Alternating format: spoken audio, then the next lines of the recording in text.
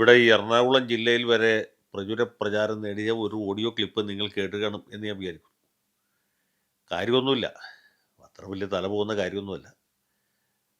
തിരുവനന്തപുരം ജില്ലയിൽ മത്സരിക്കുന്ന നാടാർ സമുദായക്കാരായ 4 സ്ഥാനാർത്ഥികളെ ജയിപ്പിക്കണം. അതിന് മുന്നണി നോക്കണ്ട, പാർട്ടി നോക്കണ്ട. നമ്മുടെ സമുദായമാണ് നമുക്ക് പ്രധാനം എന്നാണ് ഈ ഓഡിയോ ക്ലിപ്പ്. അതിന് ഊരും പേരുമില്ലാത്ത ആരോ തയ്യാറാക്കി അയച്ചതാണ്. അതിൽ പറയുന്നത്, അത് പറയുന്ന ആൾ തിരുവനന്തപുരം ജില്ലക്കാരനാണെന്നുള്ള അദ്ദേഹത്തിൻ്റെ സംസാര ശൈലി കൊണ്ട് വ്യക്തമാണ്. പിന്നെ ഇദ്ദേഹം ഒരു CSI നാടാർ വിഭാഗത്തിൽപ്പെട്ട ആളാണ്. അതായത് SIUC എന്ന് പറഞ്ഞ ഒരു വിഭാഗമുണ്ട്. അതിൽപ്പെട്ട ആളാണ്. നാടാർ ക്രിസ്ത്യാനിയാണ് എന്ന കാര്യം ആ സംസാര രീതി കൊണ്ട് വ്യക്തമാണ്. ഇനി നാടാർ ക്രിസ്ത്യാനികളെ പരിഹസിക്കാൻ വേണ്ടി വല്ലതും ചെയ്താണോ എന്നറിയില്ല. പക്ഷെ അദ്ദേഹം പറയുന്ന കാര്യങ്ങൾ ഏറെക്കുറെ ശരിയാണ്. പുള്ളി പറയുന്നത് നാടാർ സമുദായത്തിൽ നിന്നല്ല, നാടാർ CSI വിഭാഗത്തിൽ നിന്ന് 4 സ്ഥാനാർത്ഥികൾ, 4 3 5 സ്ഥാനാർത്ഥികൾ മത്സരിക്കുന്നുണ്ട്. 4 പ്രധാനപ്പെട്ട മണ്ഡലങ്ങളിൽ നമ്മുടെ സ്ഥാനാർത്ഥികളുണ്ട്. അതിൽ അദ്ദേഹം പറയുന്ന ഒന്നാമത്തെ മണ്ഡലം നെയ്യാറ്റിൻകരയാണ്. നെയ്യാറ്റിൻകരയിൽ 2 സ്ഥാനാർത്ഥികൾ നമ്മുടെയാണ്. അവിടെ സിറ്റിംഗ് MLA മാർക്സിസ്റ്റ് സ്ഥാനാർത്ഥി ആൻസലനാണ്. ആൻസലൻ നമ്മുടെ സമുദായക്കാരനാണ്. അതായത് CSI നാടാരാണ്. എതിർ സ്ഥാനാർത്ഥി മുൻ സ്പീക്കറും മുൻ മന്ത്രിയുമായിരിക്കുന്ന ശക്തനാണ്. ശക്തനും നമ്മുടെ ഒരു ശക്തനായ മെമ്പറാണ്. അപ്പോൾ രണ്ടുപേരും നമ്മുടെയാണ്. നമ്മൾ അവിടെ ജാതി നോക്കേണ്ട ആവശ്യമില്ല, പാർട്ടി നോക്കി വോട്ട് ചെയ്താൽ മതി. നമുക്ക് താല്പര്യം ശക്തനോടാണെങ്കിൽ ശക്തന് ചെയ്യാം, അല്ല ആൻസലനോടാണെങ്കിൽ ആൻസലന് ചെയ്യാം. അവിടെ യാതൊരു വിവേചനവും നമ്മൾ നടത്തേണ്ടതില്ല. നേരെ മറിച്ച് അരുവിക്കരയ്ക്ക് വരുമ്പോൾ കാര്യങ്ങൾ വ്യത്യസ്തമാണ്. അരുവിക്കരയിലെ സ്റ്റീഫൻ നമ്മുടെ സമുദായക്കാരൻ. അതും ശരിയായിട്ടുള്ള കാര്യമാണ്. കാരണം സ്റ്റീഫൻ കഴിഞ്ഞ തവണ തന്നെ ഒരു നാടാർ കാർഡ് ഇറക്കിയിട്ടാണ് ജയിച്ചത്. ഈ CSIയിൽപ്പെട്ട ചില വൈദികന്മാരും പാസ്റ്റർമാരും സമുദായ സ്നേഹികളുമൊക്കെ നമ്മുടെ ആളാണ് സ്റ്റീഫൻ, മറ്റവൻ നായരാണ് എന്ന് പറഞ്ഞിട്ടാണ് ശബരിനാഥനെതിരെ പ്രവർത്തിച്ച് അദ്ദേഹത്തെ തോൽപ്പിച്ചത്. CPM വലിയ മതേതരത്വവും ഒക്കെ പറയുമെങ്കിലും നമുക്ക് ജാതിയില്ല എന്നുള്ള വിളംബരത്തിൻ്റെ 100ാം വാർഷികമൊക്കെ ആലുവയിൽ CPM ആണ് വലിയ കാര്യമായിട്ട് സംഘടിപ്പിക്കുക. SNDP പോലും അതിൻ്റെ പുറകെയാണ് വന്നത്. അന്ന് സഖാവ് കോടിയേരി ബാലകൃഷ്ണനാണ് ഈ ജാതിയിലെ വിളംബരത്തിൻ്റെ ശതാബ്ദി ആഘോഷം ആലുവയിൽ ഉദ്ഘാടനം ചെയ്തത്. അപ്പോൾ എനിക്കിപ്പോഴും ഓർമ്മയുണ്ട്, അതിൻ്റെ അകത്ത് ഈ ഫ്ലെക്സ് ബോർഡ് വെച്ചപ്പോൾ അതിൻ്റെ അകത്ത് ഒരു ചെറിയ തെറ്റുപറ്റി. നാരായണ ഗുരു എന്നടിച്ചപ്പോൾ ഇല്ല യാ വിട്ടുപോയി, നാരായണ ഗുരു എന്നായിപ്പോയി. എൻ്റെ ഒരു കുഴപ്പമെന്ന് വെച്ചാൽ ഞാൻ നോക്കുമ്പോൾ ആദ്യം ഈ തെറ്റേ കാണും. ഈ വാരാന്തി നടത്തുന്ന കാലത്തോട്ട് തുടങ്ങിയ ഒരു അപകടമാണ്. ഞാൻ നോക്കിയിട്ട് പെട്ടെന്ന് ചൂണ്ടിക്കാണിച്ചു കൊടുത്തു, ദാ നാരായണ ഗുരു എന്നായിപ്പോയി. അപ്പോൾ ഇത് കണ്ട അടുത്ത് നിൽക്കുന്ന കുബുദ്ധി അടുത്ത് നിൽക്കുന്ന ആളെ കാണിച്ചു. അങ്ങനെ വൈകുന്നേരം ആയപ്പോഴത്തേക്ക് ആലുവയിലെ സകല ആൾക്കാരും ഇതിലെ തെറ്റ് കണ്ടുപിടിച്ചു. പോണവരൊക്കെ ഈ ഫ്ലെക്സ് നോക്കി പരിഹസിച്ച് ചിരിക്കാൻ തുടങ്ങി, നാരായണ ഗുരു.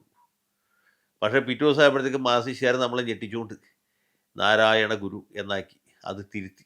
അപ്പോൾ തിരുത്തൽ ഫ്ലെക്സും കണ്ട ഓർമ്മ എനിക്കുണ്ട്. ഏതായാലും ഇത്രയൊക്കെ ചെയ്താലും നമുക്ക് ജാതിയില്ല എന്ന് പറയുമ്പോഴും ജാതിയിലെ വിളംബരത്തിൻ്റെ ശതാബ്ദി പാർട്ടി മുൻകൈ എടുത്ത് നടത്തുമ്പോഴും ജാതി അടിസ്ഥാനത്തിൽ വോട്ട് പിടിക്കാനായിട്ട് CPM കഴിഞ്ഞിട്ട് വേറെ ആളും.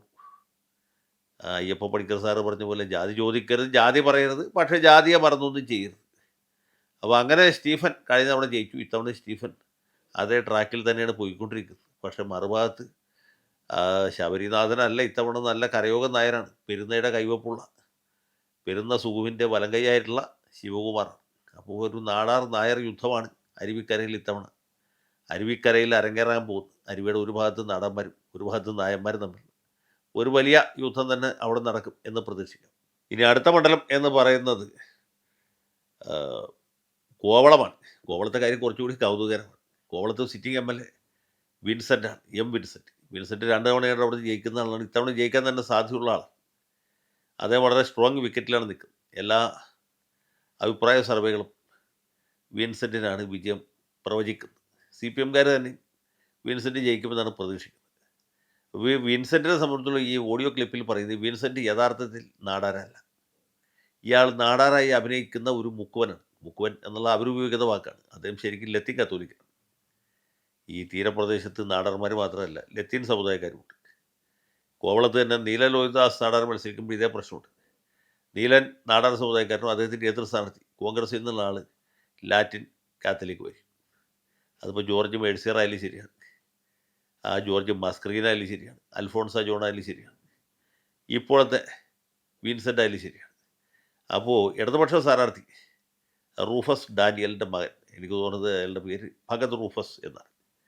ഇയാളാണ് നാടാർ സ്ഥാനാർത്ഥി അഥവാ LDF സ്ഥാനാർത്ഥി.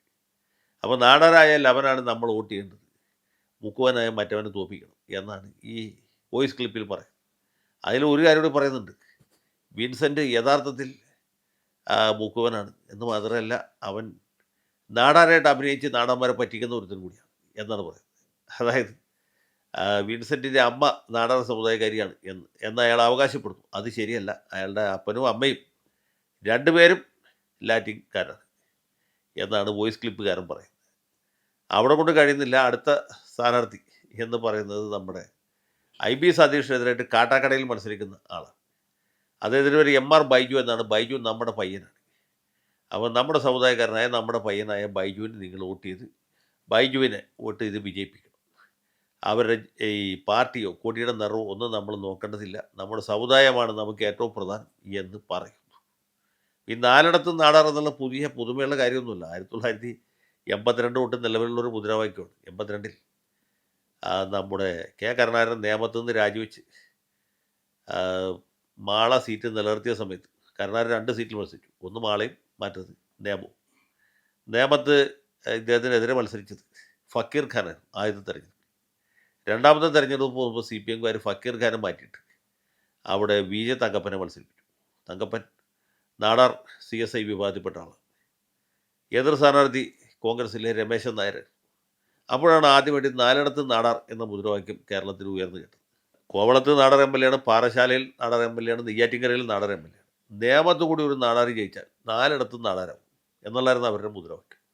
ആ മുദ്രാവാക്യം യേശി എന്നോണം വിചാരിക്കാൻ കാരണം നേമത്ത് രമേശൻ നായർ തോൽക്കുകയും തങ്കപ്പൻ വിജയിക്കുകയും ചെയ്തു. അത് മുതൽക്ക് പിന്നീട് ഇങ്ങോട്ട് മിക്കവാറും തെരഞ്ഞെടുപ്പുകളിലൊക്കെ ഇത് തന്നെയാണ് ആവർത്തിച്ചത്. പിന്നെ തമ്പാനൂർ രവി നെയ്യാറ്റിൻകര വന്ന് മത്സരിച്ച് ജയിച്ചപ്പോഴായാലും മാറ്റം വന്നു. ഇപ്പോൾ പാറശാലയിലും മാറ്റം വന്നു. അപ്പോൾ ഏതായാലും 4 നാടാന്മാരെ ജയിപ്പിക്കാനുള്ള ഒരു ശ്രമം നടന്നുകൊണ്ടിരിക്കുകയാണ്. അവരെ മാത്രമായിട്ട് കുറ്റപ്പെടുത്തണ്ട, എല്ലാ സമുദായക്കാരും ഏറെയും കുറഞ്ഞു ഇതൊക്കെ തന്നെയാണ് ചെയ്യുന്നത്. ഇവിടെ എറണാകുളം ജില്ലയിലൊക്കെ സമുദായം മാത്രം പോയാൽ അതിൽ രൂപത അതിരൂപത വരെ കൃത്യമായിരിക്കണം എന്ന നിലയിലാണ് കാര്യങ്ങൾ പോയിക്കൊണ്ടിരിക്കുന്നത്. അതുകൊണ്ട് വരാപ്പുഴ രൂപതക്കാരനായ ടോണി ചമ്മണിക്ക് വൈപ്പിൻ സീറ്റ് കൊടുത്തതിൽ പ്രതിഷേധമുണ്ട്. കൊച്ചി സീറ്റിൽ മുസ്ലിമായ മുഹമ്മദ് ഷിയാസിനെ നിർത്തിയതിൽ പ്രതിഷേധമുണ്ട്. അപ്പോൾ സഭയും സമുദായം മാത്രം നോക്കിയാൽ പോരാ, രൂപത അതിരൂപതയും കൂടി നോക്കണം. ആ നിലയിലേക്ക് കാര്യങ്ങൾ പോയിക്കൊണ്ടിരിക്കുകയാണ്. അതുകൊണ്ട് നമ്മൾ അയ്യപ്പ പണിക്കർ സാറിനെ വീണ്ടും അനുസ്മരിക്കുന്നു. ജാതിയില്ലാതെ ആകണം, ജാതി ചോദിക്കരുത്, ജാതി പറയരുത്, പക്ഷേ ജാതിയെ മറന്ന് ഒന്നും ചെയ്യരുത്.